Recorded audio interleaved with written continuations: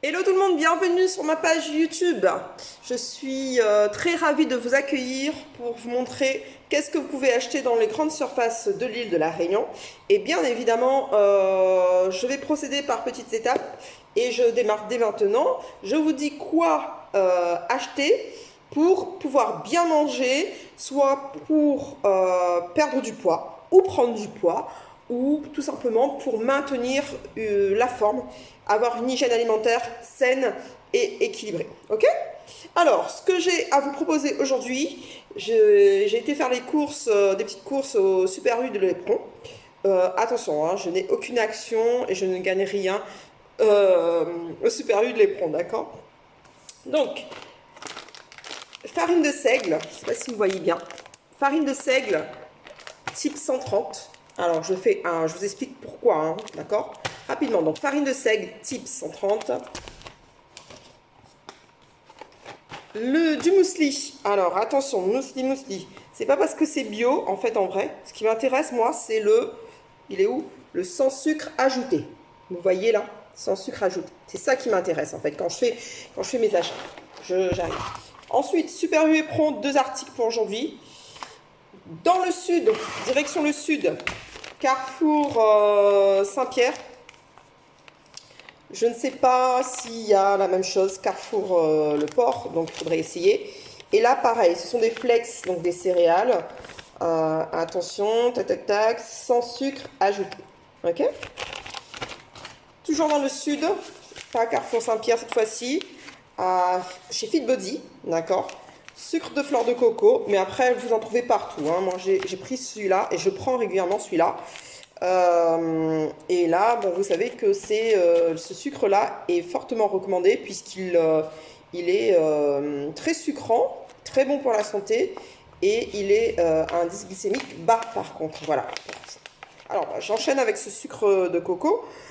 En fait, vous allez privilégier ce sucre de coco par rapport aux autres sucres. Pourquoi?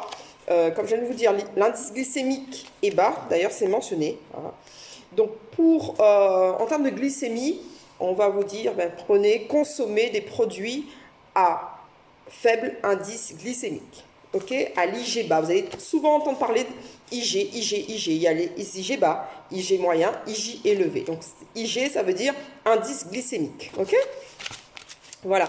Donc pas besoin d'en mettre beaucoup.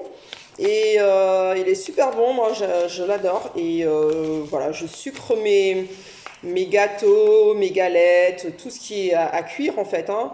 Je les sucre avec soit du sucre de coco, d'accord, de fleur de coco, ou soit je mets pas de sucre, je prends de la banane bien mûre pour sucrer, ou une compote de pommes, toujours sans sucre ajouté, parce qu'encore une fois, on n'a pas besoin de consommer la compote de pommes avec du sucre, ni allégé en sucre, puisqu'il y a suffisamment de sucre, donc le fructose, hein, le sucre naturel, dans les compotes de pommes. Voilà, donc arrêtez de consommer des compotes de pommes sans cette mention sans sucre ajouté, SSA, au cas où, voilà, pour aller plus vite. Je reviens sur ces flex d'épeautre, donc sans sucre ajouté, qui me semble convenable pour prendre un petit déjeuner. Après, pareil, hein, alternez vos petits déjeuners, changez régulièrement. Quand je dis changer régulièrement, vous prenez 3-4 fois sur 3-4 jours le même petit déjeuner, le temps de finir par exemple le lait d'amande que vous avez acheté, le lait d'amande sans sucre ajouté, ou le temps de finir les flex, d'accord? Quelle quantité? Pour ça, vous me contactez. On dirait, sur une journée bien équilibrée pour une personne qui est en perte de poids, ça pourrait aller entre 30 à 45 grammes, d'accord, de flex. Et pour une prise de masse, ça dépend, hein, d'accord, ça dépend des autres repas, hein. Là, c'est une idée que je vous donne, mais ça dépend vraiment des autres repas que vous consommez tout au long de la journée, d'accord, sur votre journée. Ensuite, donc, acheter Super U L'Éperon, je reviens sur ce muesli. Généralement, je ne recommande pas la consommation de muesli, à moins de le faire chez soi, de le confectionner soi-même avec ses propres produits, afin de ne pas rajouter, donc, pour être sûr qu'il n'y ait pas de sucre ajouté ou l'huile, hein. Bien souvent, il y a de l'huile ou autre chose. Alors, celle-ci, je ne vous promets pas qu'il n'y ait pas d'huile. Je vais lire avec vous. Voilà, c'est ça. Donc, on ne peut pas gagner partout. Le mieux, c'est de faire chez soi. D'accord? Ça, je le prends, je ne le consomme pas tout le temps. Ça me dépanne bien. Quand j'ai peu de temps le matin, je suis speed. J'ai à gérer ma fille. Et je veux quand même manger sainement. Et je veux surtout pas rater ce petit déjeuner-là. Parce que moi, si je rate ce petit déjeuner, le petit déjeuner, je vous assure que j'ai la dalle. Et pour moi, ma journée est foutue. D'accord? Et j'ai pas d'énergie en fait. Voilà. Et donc, du coup, ça me sauve bien la vie. Encore une fois, je sais pas si vous voyez, ce n'est pas pour la mention bio.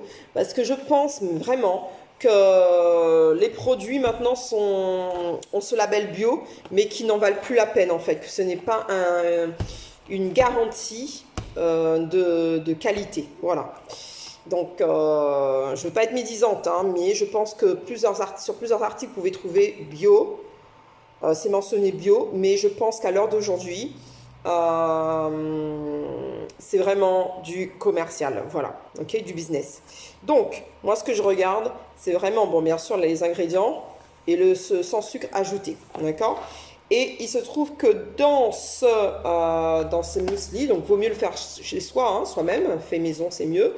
Et pour dépanner, c'est pas mal. Donc, vous n'avez pas, encore une fois, vous n'avez pas de sucre ajouté, mais vous avez quand même un peu d'huile de tournesol et il ne précise pas quand même la quantité. Est-ce qu'on va pouvoir savoir ça du coup, par rapport aux valeurs nutritionnelles? Donc on regarde, je regarde à l'instant matière grasse. Alors pour 100 grammes, alors ben, il y a très peu, hein, sachez, puisque en fait en matière grasse, donc saturée, vous avez du 2 grammes pour 100 grammes, sachant que vous n'allez pas prendre 100 grammes au petit déjeuner. On vous dit bien, pour une portion de 45 grammes, il y a 1,3 acide gras saturé, 3,8 voilà, de lipides, sans compter donc 3,8 de lipides, on va dire 4 grammes de lipides, tout en sachant que là, vous n'avez, en termes de lipides, vous n'avez pas uniquement l'huile, hein, puisqu'il y a quand même des graines, vous voyez, des noisettes, graines de tournesol. Donc, tout ça pour dire que la quantité d'huile, de lipides en tout cas mentionnée, inclut à la fois l'huile de tournesol et les graines, d'accord? Les oléagineux, ok? Donc, voilà, ça dépanne très bien. Et pour finir, la farine de seigle, type 130. Alors, consommez les farines qui affichent justement un chiffre élevé. Plus c'est élevé, plus l'indice glycémique est bas. Voilà. Donc, la farine blanche, vous la supprimez. Ok. Pas la peine d'en acheter. Achetez tout ce qui est à partir de, on va dire... après, la 55, je ne vous la recommande pas. C'est la farine blanche, donc à monter. Et la meilleure, il me semble, ça s'arrête à 150. Moi, j'ai la farine de blé 150.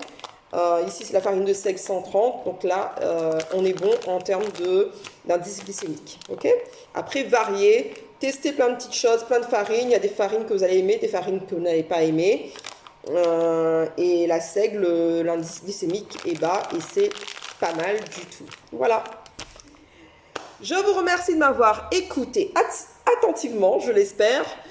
Vous pouvez liker ma page et partager. Et ce sera avec plaisir que je vous recommanderai d'autres produits la prochaine fois.